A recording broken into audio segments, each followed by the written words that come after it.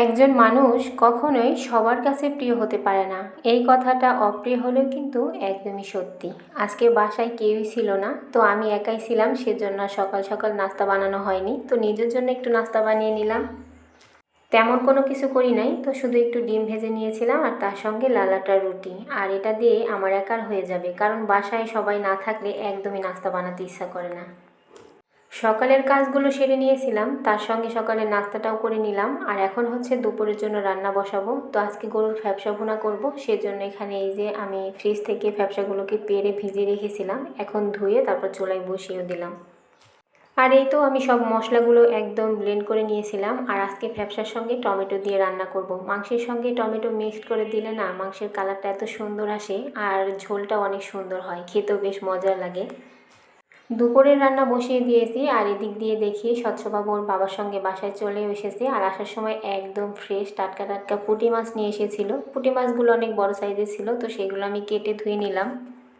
এই বড় বড় মাছগুলো কিন্তু একদম মানে মচমচে করে ভেজে তারপর খেতে বেশ ভালো লাগে। তো আমি এখানে কেটে ধুয়ে নিয়েছি, আর এখন হচ্ছে লবণ হলুদ আর মরিচের গুঁড়া দিয়ে হাতে একটু মেখে নিয়ে তারপর হচ্ছে ভাজবো। বাসায় তো তেমন পুঁটি মাছ আনা হয় না, আসলে ছোট মাছ কাটা একটু ঝামেলার, তো সেজন্যই খুবই কম আনা হয়। তো অনেক দিন পর হচ্ছে ছোট মাছগুলো আনা হয়েছিল, তা সেগুলো আমি কেটে নিলাম। আর মাছগুলোকে আজকে আমি সরিষার তেল দিয়ে তারপর ভাজছি।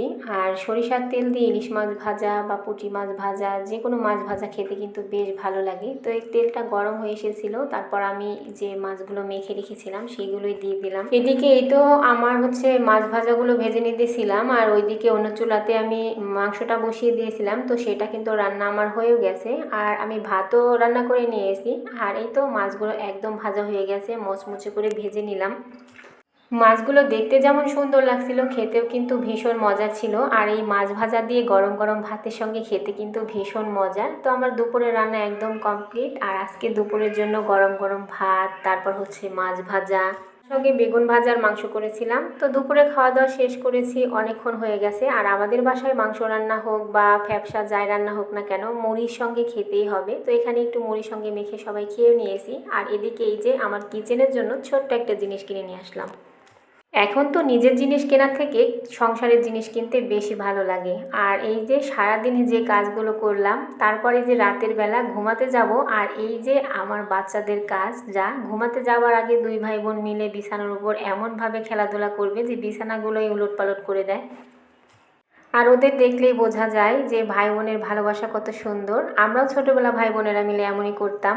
আর এই তো আমার ছেলে হচ্ছে ওর পুতুলটাকে দিয়ে বলছিল যে বাবুকে একটু ঘুম পাড়িয়ে দাও। আর আমি ওকে যেভাবে ঘুম পাড়াই ও সেভাবে ঘুম পাড়ানোর চেষ্টা করছিল। বাচ্চাদের ছোটবেলাটা সত্যি অসাধারণ হয় আর অনেক সুন্দর হয়। বড় হবার পর সত্যি আমরা যারা বাবা মায়েরা তারা কিন্তু এই ছোটবেলাটা অনেক মিস করি, তাই না? আর আমার আজকের ভিডিওটা এই পর্যন্তই। সবাই ভালো থাকবেন, সুস্থ থাকবেন। আর আমার আজকের ভিডিওটা কেমন লাগলো অবশ্যই কমেন্ট করে জানাবেন। আর ভালো লাগলে ছোট্ট একটা লাইক দিয়ে দিবেন। আর আপনারা চাইলে আমার ভিডিওটা আপনাদের পরিবার এবং ফ্রেন্ডদের সাথে শেয়ার করতে পারেন। আর এই তো আজ এই পর্যন্তই। আল্লাহ হাফেজ।